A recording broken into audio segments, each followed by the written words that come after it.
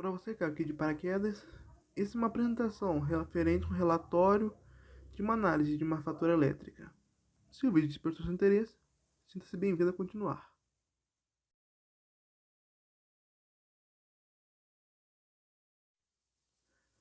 Vamos começar falando dos cálculos que estão presentes nesse relatório.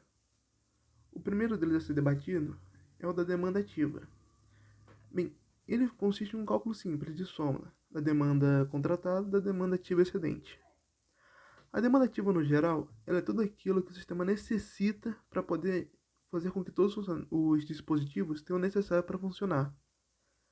A demanda contratada é basicamente aquilo que o consumidor contratou de energia para receber, baseado naquilo que ele acredita ser necessário no seu sistema, de acordo com seus cálculos e suas próprias medidas. A energia ativa excedente é aquilo que o consumidor consome além daquilo que ele havia contratado, é o excesso que ele consome. Daí a necessidade de somar ambos para saber o total da energia da demanda ativa que foi usada. Bem, continuando sobre o próximo cálculo que aparece, o de demanda reativa. E antes de entrar na matemática, é importante pontuar dois fatores importantes. O primeiro é que a energia reativa em si não é cobrada pelas concessionárias de energia. Bem, claramente ela é necessária e é importante para o funcionamento dos dispositivos elétricos e tudo que está ligado ao sistema. Porém, essa energia não necessariamente ela gera um trabalho para o sistema. Então as concessionárias de energia acabam optando por não cobrar elas. Entretanto, o segundo ponto importante é que existe um fator que faz com que essa energia reativa seja cobrada na fatura, que é o caso da energia excedente consumida. Em caso de algum desregulamento do sistema, de alguma falha no sistema, de um fator de potência baixo ou qualquer outro motivo, pode-se haver uma perda de energia durante todo o processo de transmissão dessa energia no sistema. Isso faz com que a energia reativa acabe se perdendo no meio do caminho, fazendo o sistema precisar trazer mais energia para poder repor essa perdida, fazendo com que ela acabe consumindo além do necessário. Daí, com base em cima desse consumo além do necessário, que as concessionárias cobram valor, cobram uma taxa em cima desse excedente. Tudo bem, mas qual que é a funcionalidade de saber tudo isso para o cálculo? Bem, as concessionárias elas conseguem calcular quanto de demanda de energia reativa cada sistema vai necessitar. Bem, esse cálculo é feito envolvendo o fator de potência e a demanda ativa do sistema. E como esse cálculo que as concessionárias fazem já é feito a partir do valor mínimo de fator de potência, aquele que eles obtêm como resultado de demanda reativa já é o máximo que cada consumidor pode gerar no seu sistema. Qualquer cálculo além daquilo, qualquer valor além daquilo, já vem sendo penalizado como energia reativa excedente. Tudo bem, mas já que temos apenas o valor da energia reativa excedente no sistema, como nós sabemos quanto que aquele sistema consumiu antes? Qual que era a demanda que aquele sistema tinha de energia reativa antes de ser penalizado? Bem, para isso nós fazemos um cálculo primeiro para poder calcular quanto de energia reativa máxima aquele sistema poderia gerar. Nós fazemos isso através do fator de potência mínimo. Assim nós obtemos a demanda reativa máxima que aquele sistema pode gerar dentro daquela demanda ativa. Simples. É usando esse valor que nós sabemos que nós podemos calcular a partir da demanda de potência para poder saber quanto que o sistema consumiu, que seria somando a demanda reativa excedente junto com a demanda reativa calculada. Assim nós vamos saber quanto que o sistema de fato consumiu de demanda reativa. Bem, o próximo cálculo que foi realizado foi o do fator de potência daqueles que eram necessários para ele. Porém, aquela parte que precisava ser detalhada, que foi um cálculo mais elaborado, já foi discutida antes, que foi o da demanda reativa.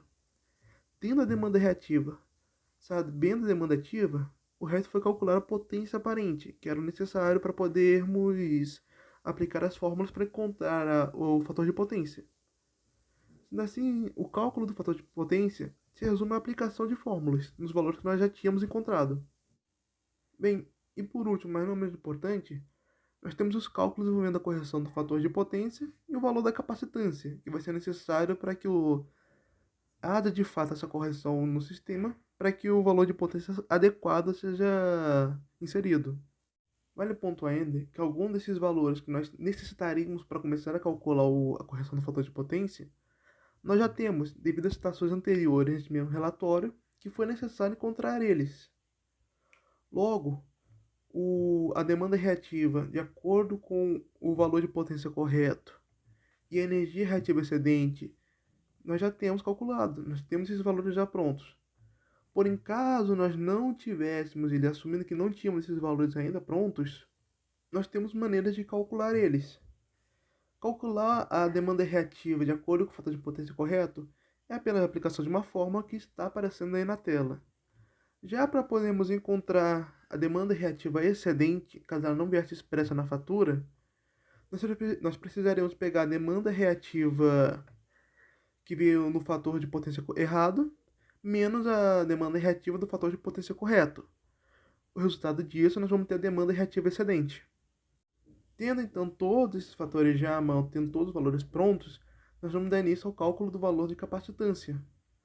Para podermos calcular ele primeiro, nós precisamos do valor da reatância capacitiva, que para isso nós vamos pegar essa fórmula que está aparecendo aí na tela e vamos reordená-la um pouquinho, para que nós podemos calcular e encontrar em si o valor da reatância capacitiva.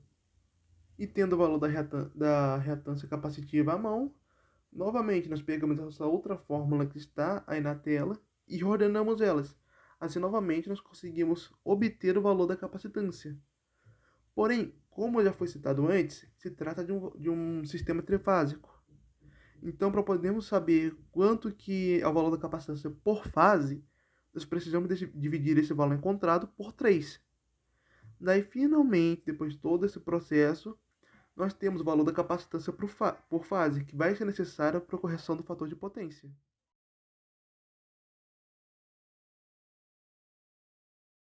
Bem, como foi possível ver, ao longo desse relatório, todos os cálculos que nós fizemos acabaram convergindo em um único ponto, para um único propósito: a correção do fator de potência.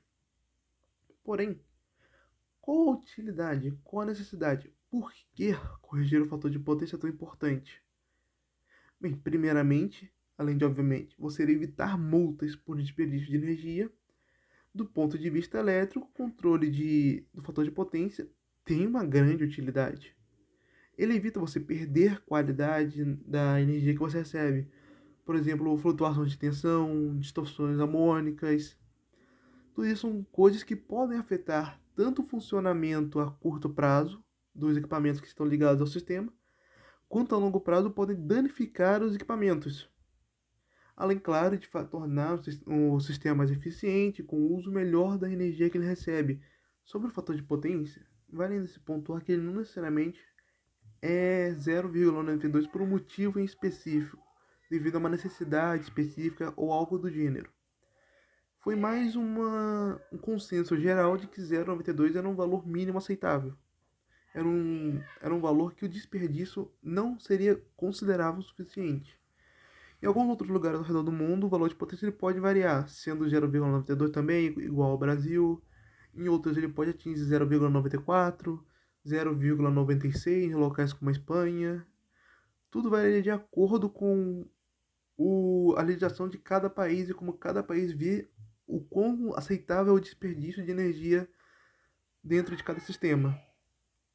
Dois últimos pontos para comentar antes de chegarmos ao fim é que, primeiro, o fator de potência ele é o mesmo para a energia reativa capacitiva recebida e para a energia reativa indutiva fornecida. Apesar de haver diferença no horário que cada uma delas funciona, o fator de potência é o mesmo e é o mínimo para ambas.